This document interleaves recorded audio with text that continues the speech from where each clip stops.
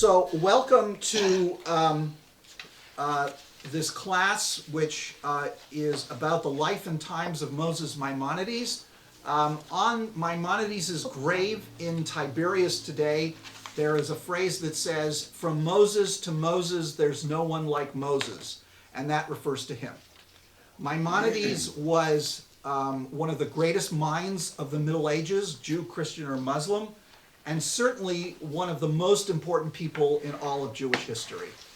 What we're going to do today is to talk about his biography set within the context of the times that he lived, because he was very much a person of his time. First of all, let's talk about his name. We know him as Moses Maimonides. That is a Latinized form of Moses, son of Maimon. Many Jews refer to him as the Rambam, meaning an acronym for Rabbi Moses ben Maimon, or Rabbi Moshe ben Maimon. In his own day, his official name in Arabic sources, and I hope I'm going to pronounce this right, was Al-Ra'is Abu Imram Musa ibn Maimon ibn Abdallah al-Qurtubi al-Andalusi al-Israeli. Now, what does that mean? Well, first of all, al-Ra'is means the head. He was the official head of the Jewish community in Cairo. It was a position he was appointed to at some point in his life, and his family retained that position for 4 generations. The second part,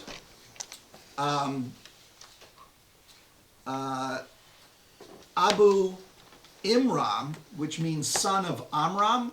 It was quite usual for Jews in their Arabic name, and this was following a Muslim custom, to take the biblical name of which they are named, as in Moses, and say they are the son of the biblical figure who was the father of that person. So the father of Moses was Amram. So that's Ibn Amram.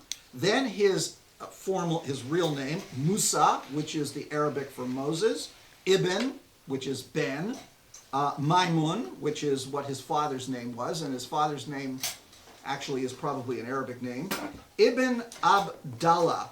Abdallah is the Hebrew equivalent of Obadiah, which was the ancestral name of the family. Then, after that, Al-Qurtubi, that is Cordoba, because he was born in Cordoba. And then Al-Andalusi, Andalus, which was the Al-Andalus was the Arabic name for Spain, the Islamic territory of Spain, where Maimonides was from. And finally, Al-Israeli, obviously meaning the Jew. Okay, so that's how he is known in Arabic sources. And in many ways, the fact that he was born in Cordoba in the territory of Andalus is one of the most critical things that we know about him, because he is, in many ways, was the epitome of that civilization, which we will get to. My own interest in Maimonides goes back to my time as an undergraduate.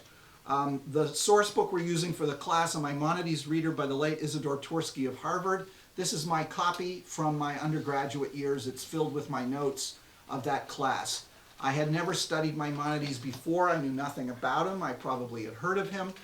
And the class captivated my interest, and over the years I have gone back to studying Maimonides over and over again, and in fact have taught Maimonides on a number of occasions.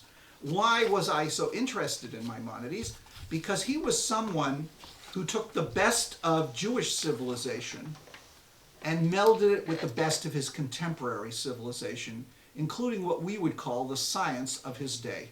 He was thoroughly a man of the Middle Ages, living within the worldview of that civilization, more specifically the Muslim, Islamic civilization that he grew up in.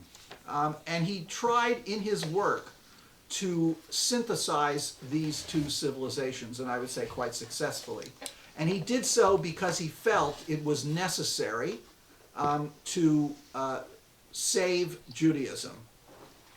because he did live in turbulent times, and you'll see this in his own personal life, which he was a constant champion of his people in not just his thinking, but in his actions as well.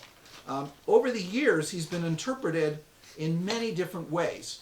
There were those in his own day, and in some of the Orthodox circles today, who considered him a heretic because of certain things that he believed and did not believe. One example, he shows no evidence in any of his writings that he believed in demons. And since demons are mentioned in the Talmud, and for strict traditionalists, the Talmud can do no wrong, therefore he must be a heretic. By the way, he was one of the few people in the Middle Ages who didn't believe in demons. Practically everybody else did. But that's a whole other issue. Some people have seen him as a conservative, essentially a traditionalist, as opposed to a radical. Some, and the late Leo Strauss, a great philosopher at the University of Chicago, interpreted Maimonides in political terms. And in fact, there is a kind of political agenda in Maimonides, in the Guide of the Perplexed, his great philosophical work. But nonetheless, for most of Jewish history, he's considered to be one of the most important and one of the most authoritative authorities ever in Jewish history. His law code of the Mishnah Torah, which we will be starting to study next week, even in his own day, became to be seen as an authoritative law code for much of world Jewry. Even though there were those in his own day who disagreed with him, as soon as he published the work, people started writing commentaries where they pointed out what they disagreed with him about. Nonetheless, the Mishnah Torah is one of the most important works, rabbinical treatises of the Middle Ages and of all of Jewish history. And because of that work, primarily, is why Maimonides gained such a stature. Secondarily, because of the Guide of the Perplexed. By the way, that's the proper translation, Guide of the Perplexed, not for the Perplexed, which was, of course, the major Jewish philosophical treatise in the Middle Ages. There were philosophical treatises that were written before, I'm talking about Jewish ones. There were ones that were written after the Guide, but most Jewish intellectual historians believe that any Jewish philosophical treatise written after the Guide is in some ways a commentary on the Guide. And the Guide is not an easy book. There are a lot easier philosophical treatises written in the Middle Ages to read. He intentionally wrote it in an obscure way. That's one of the reasons why there's been a lot of disagreement over its interpretations. And why he did that, of course, is another whole question. So, even though we're being taped, anybody have any questions at this particular point? Any good translation to Hebrew of the Guide? Yes, I believe there is a Hebrew translation of the Guide. The original Hebrew translation, I think there's a modern one as well. One of the reasons why the Guide became so well known, it was written, like all philosophical treatises in the Middle Ages, it was written in Arabic, in Judeo-Arabic, by the way.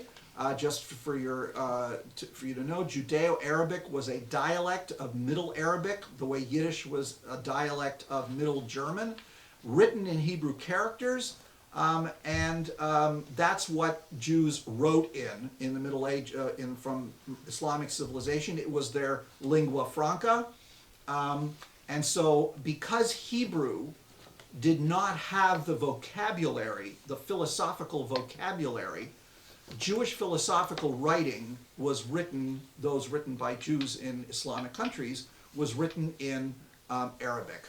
It was only, and this happened during the lifetime of Maimonides, when Jews in southern France, in Provence, began translating these works into Hebrew, thereby inventing a new vocabulary in Hebrew of philosophical terms, was this material available to the Jews of Christian Europe, and then some Jews in Christian Europe began writing philosophy in Hebrew.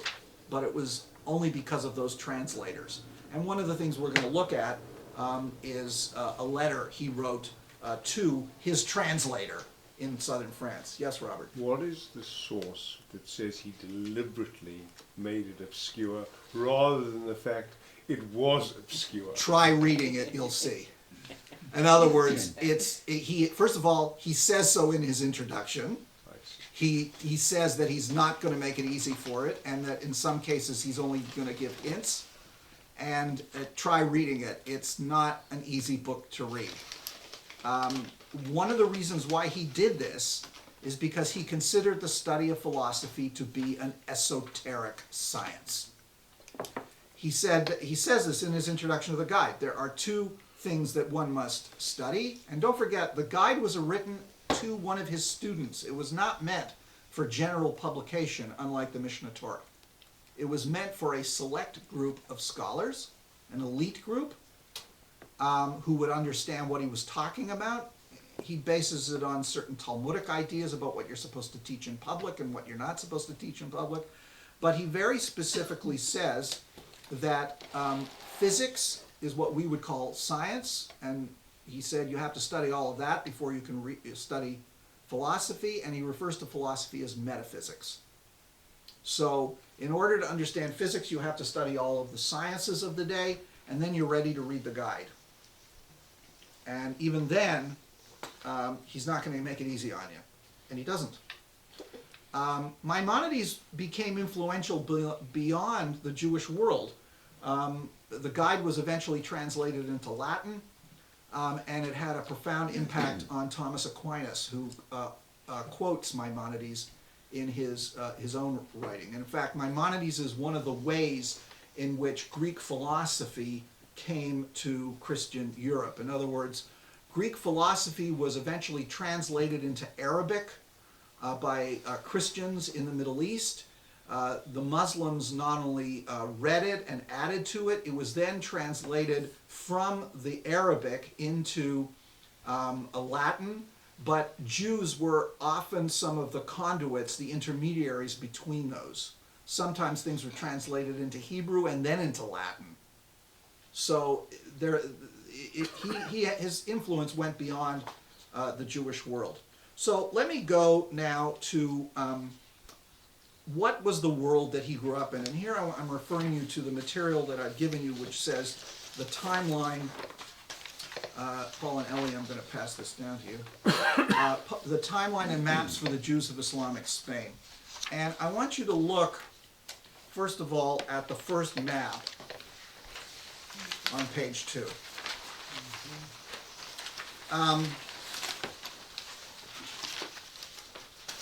There had been Jews living in Spain since Roman times. In fact, on the timeline I mentioned that the first physical evidence, which was a tombstone, dates from the 3rd century. There's also apparently a mosaic floor that may be a synagogue that dates from the 6th century. There's argument among scholars whether it's a synagogue or a church. So Jews had been there since Roman times. How many were there, when they got there, is a is one that is impossible to answer. The Jews of Spain themselves had a legend that they arrived there after the destruction of the first temple. Why did they believe that?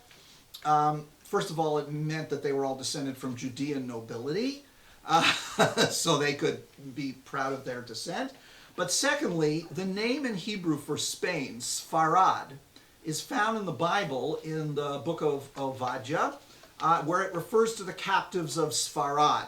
Now, very early on, the Sfarad was probably a place in Mesopotamia, but very early on, Jews interpreted that to mean Spain. In fact, the Targum Jonathan, the Aramaic translation of the book of Obadiah, actually says Hispania when it translates Sfarad. So very early on, Jews identified Sfarad as being Spain, and therefore they said this refers to the captives of the first captured. I mean, that's historically probably completely untenable. By the way, in the same passage, the word Sarfat appears, which is the name of France or southern France, primarily originally, in Hebrew as well. So the Jews had this legend that somehow they had come there, but we know that by Roman times there was a Jewish population in Spain. And when the Roman Empire fell and Spain was taken over by a group called the Visigoths, there was a fairly well-established Jewish community in the major centers. And the Jewish community of the Visigoths did fairly well until the latter century of the Visigothic kingdom, which was about 200 years, when the Visigoths decided to try and forcibly convert anybody who wasn't Christian into Christianity. This was fortunately around the time when the Muslims invaded Spain, which was in 711, and they very quickly took over most of Spain. They were barely stopped from invading southern France. There were two great battles, one in Aquitaine and one in the other side, the Mediterranean side of southern France, by Charles Martel.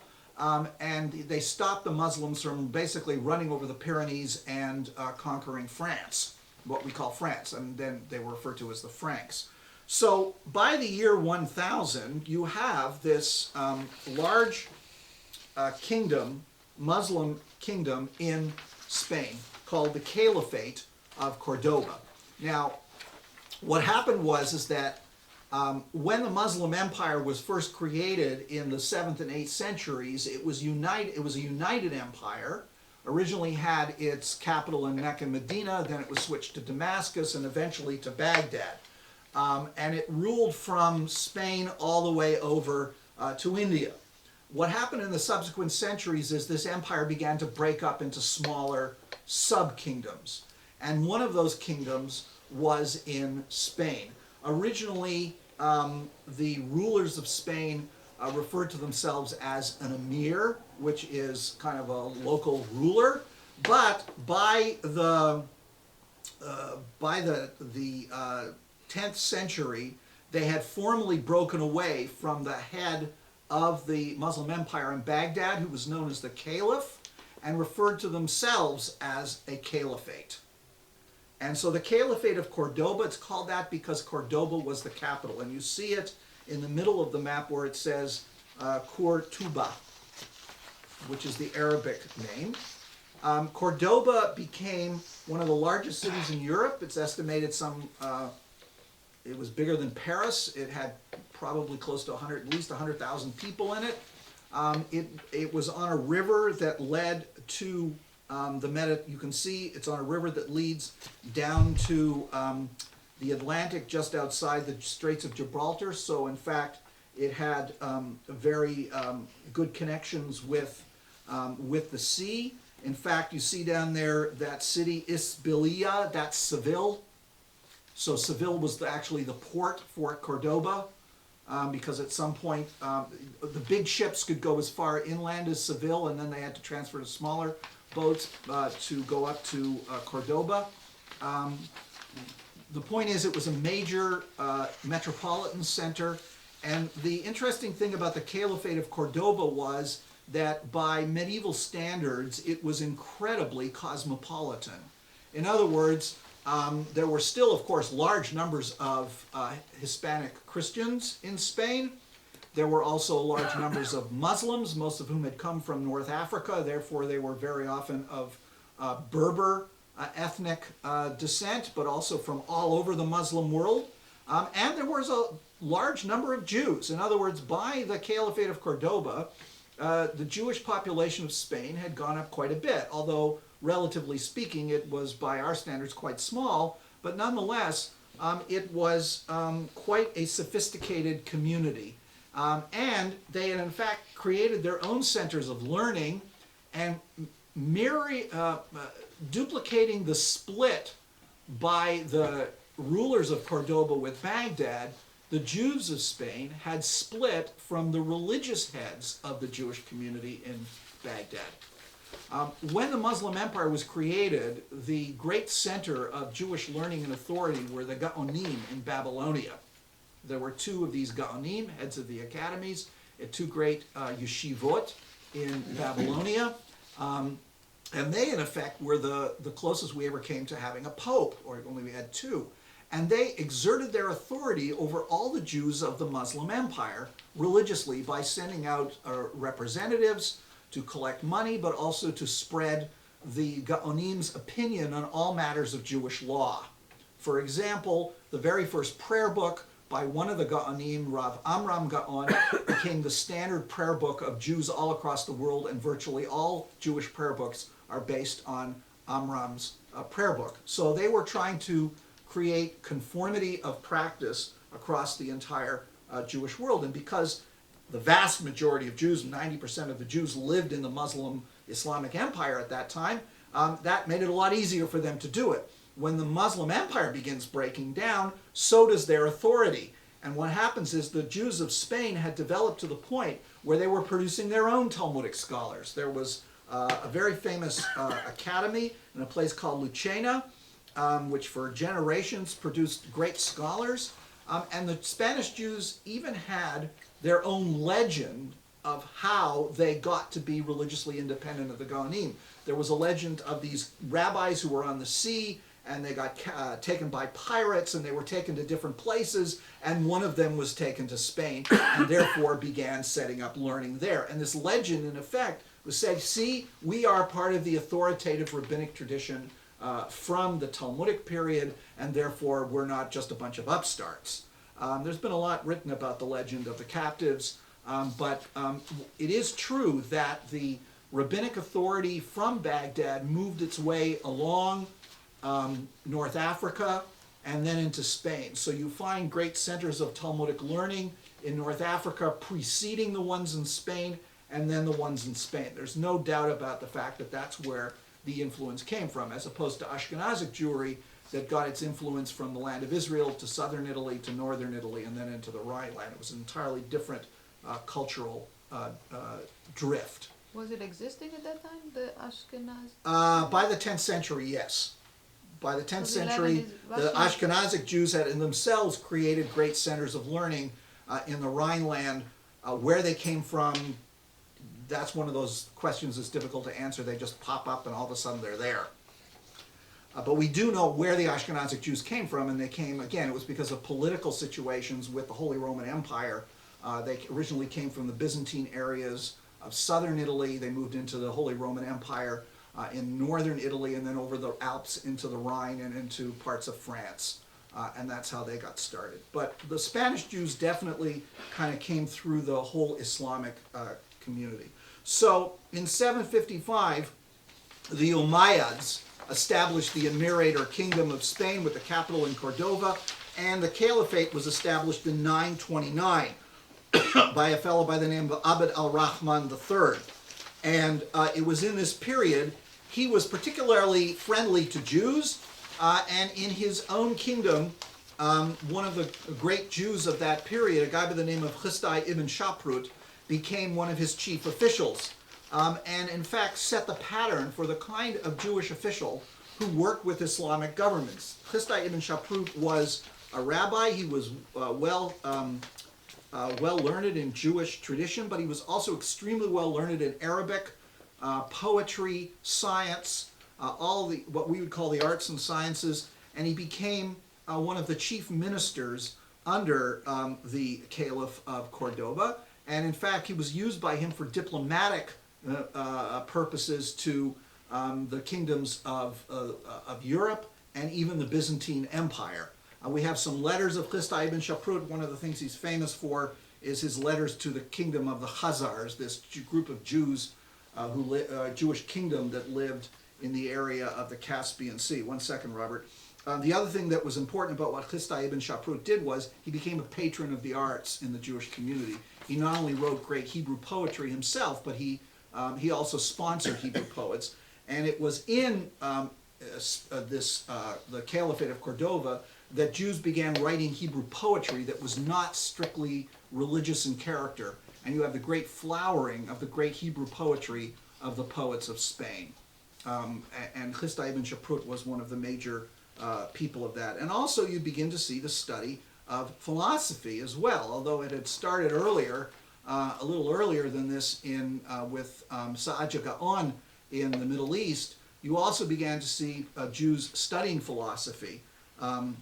And as you can see from the map that I gave you, Cordova, the Caliphate of Cordova covered the vast majority of what we consider modern Spain. The parts north of it were the parts that the Christians, by the year 1000, had managed to reconquer. But it was a unified kingdom. Robert, you had a question. Does caliphate just mean Muslim kingdom? No, it's for the Muslims. It's a very particular term because the caliph is not just the religious head, but in some ways has a religious standing. In other words, he's a legitimate Muslim ruler over a Muslim territory. In other words, and what's interesting is that there are radical Muslims today who want the reestablishment of the caliphate, Right. which officially any form of the caliphate ended a long time ago. The Sultan, the Turkish Sultan of the Ottoman Empire, was in some respects considered to be a caliph during this time. What's also interesting is that Bin Laden, when he referred to the reestablishment of the caliphate, referred to Spain as Al-Andalus. He wanted Spain to revert back to Muslim rule because, of course, he had this belief common among some Muslims that any territory that is conquered by Muslims is eternally Muslim, and therefore any reconquest is illegitimate. So Al-Andalus is still among some radical Muslims an ideal that someday they will rule it again. Okay? All right, so if you take a look at the timeline again, you'll see that what happened is that in the 11th century, a group of Berbers come from North Africa and conquer Cordoba, and that's the end of the caliphate. And what happens is that Muslim Spain breaks up into what we might call city-states. And there, if you take a look at the second map on page 3, these are called the taifas. And by 1080, you can see anything below the black line and all of the darker ones. These are all the different taifas that existed at the time. Cordoba, by that point, had been reduced to one that was really, the capital was now Seville. There was Granada, and you can see all the different ones. And you can also see that the Christians in the north began moving.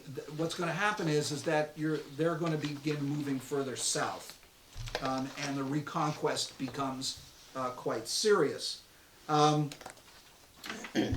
Some of the great figures of Jewish Spain, of course, come from this period, such as Solomon ibn Gabirol, the great poet and philosopher, and one of the greatest figures of the Jewish Middle Ages, a fellow by the name of Samuel HaNagid, Shmuel HaNagid, or also known as Shmuel ibn Nagrela. He was the vizier, like Chasta ibn Shaprut, he became like the prime minister of the armies of Granada, of the city-state of Granada, and so much so that the local Muslim ruler appointed him commander-in-chief of the army. The thing about Ibn Nagrela is that not only was he a rabbi and a scholar and showed himself to be a good military commander of all things, he wrote some of the best Hebrew poetry of the Middle Ages, including war poetry, where he describes his battles. Sometimes he writes poems of kind of epic poems of showing his great victories, but he's also wrote a couple of poems showing about the terrible nature of war. He was quite an amazing poet. By the way, a large number of these poems of the various poets have been translated and published in various anthologies over the years. Originally Hebrew or Arabic? It's all originally in Hebrew. That was the point. The Hebrew poets of Spain took some of the Arabic poetry forms and transformed them into Hebrew. And so they created a whole genre of Hebrew poetry that had not existed before, and the likes of which had not been written since the biblical times. During the same period, a fellow by the name of Bachya ibn Pakuda, a great philosopher, wrote a book called The Duties of the Heart, written in Arabic, eventually translated into Hebrew as Chavot Levavot, one of the most influential pieces of, we might call, Jewish philosophical spiritual writing, published in many editions throughout Jewish history, very influential on various schools of thought in Europe, and one of the sources that Maimonides himself undoubtedly read. In 1066, Shmuel HaNagid's son Joseph was assassinated because he had acted less wisely than his father and been a little too extravagant, and this led to a massacre of the Jews of Granada. I will tell you, however, though, that this is one of the few times that Jews in the Islamic Empire were physically attacked. And here it's a good time to talk a little bit about the Jews, the status of the Jews in the Islamic Empire. There's been a lot of discussion over the years whether the Jews were better off in Christian Europe versus the Muslim countries and in the Middle Ages. And the verdict has to be that, relatively speaking, the Jews of the Islamic Empire were much better treated than the Jews in Christian Europe. And there's a lot of complex reasons for this. But one of the major proofs of it is that although there were occasionally outbreaks of violence against Jews, there were times of forced conversion, there were certain places massacres, it was not as widespread as what happened in Christian Europe. And although the Jews and Christians were second-class citizens in the Islamic Empire, they had a legal status that was much better than the Jews of Europe. One reason is that they had regular taxation. In other words, there were a particular tax that non-Muslims had to pay. It was a poll tax. It was not that onerous. It remained relatively stable for hundreds of years. And it was something that all Muslim rulers pretty well adhered to and didn't change. Whereas in Christian Europe, Jews were taxed on the whim of the local ruler. Sometimes this could be enormous amounts of taxation. So that because the Jews of the Islamic Empire had a very regular form of taxation, it allowed them to flourish economically in a way that the Jews in Christian Europe could not. Secondly, the Jews in the Islamic Empire were not restricted, or not as restricted in any way as to what occupations they could have. And as a result, they were involved with a much greater number of occupations. They often were in business partnerships with Muslims. In fact, in the books in the documents of the Cairo Geniza, you find Muslims and Jews often in various shops going into partnership, and the Jewish owner keeps the shop open on Friday, and the Muslim partner keeps it open on Saturdays. They lived often side by side. There wasn't the kind of restrictions, the interactive restrictions between Muslims and Jews that you find in Christian Europe between Jews and Christians. In addition to which, the Islamic courts were fairly fair. Again, they were second-class citizens. We can never take away that. And they were not seen to be on par with Muslims. There were restrictions about how they could build synagogues and a variety of other things. But nonetheless, their economic life was relatively free. And this also had to do, by the way, with the status of economic life in general in the Islamic world. Unlike Christian Europe, where trade and money was seen as something inherently bad, this coming from certain Christian sources, going back to the New Testament, in Islam, trade and business is not bad. And so, and also the Islamic Empire, because it was relatively connected to each other, and because of they had to make it easy for pilgrims to get to Mecca and Medina, travel within the Muslim Empire was relatively good and not as difficult as in Europe. So because of that, the Jews were able to develop in a way they were not in Christian Europe. Secondly, Arabic, which was the language of the Islamic Empire, was not strictly a religious language only. It was the lingua franca. It was the language of not just everyday use, but also of science, of literature, of philosophy, of medicine, of geography, whereas Latin in Christian Europe was a religious language associated with the church. And all of those similar kinds of works in Europe would have been written in Latin. So Jews, therefore, were able to read and interact with Islamic scholars in a way that they could not interact with Christian scholars in Europe. And we see that in the life of Maimonides himself, that he, in fact, had a lot of connections with Muslim scholars. So what you had is, you had the development of these religious centers, and you also had Jews in certain instances having quite a bit of influence in the political sphere, but that was, of course, limited. So we're actually coming close to the end of our time, but we did start late because of traffic, so we're going to go a little over if that's okay with everybody, because I do want to talk a little bit about his life. Maimonides was born in 1138 in Cordoba. He came from a family of scholars. His father was a scholar. He himself he mentions 4 generations of scholars. We only have the writing of some writing of his father. We have no writing of his other ancestors. We know that he studied with some of the greatest Jewish scholars of Spain at the time, in addition to which he was influenced by other scholars who were no longer alive, such as Alfasi or Ibn Migash. The problem began when, and by the way, we know very little. We don't know his mother's name. We know he had a younger brother, David, who was about 15 years younger than he was.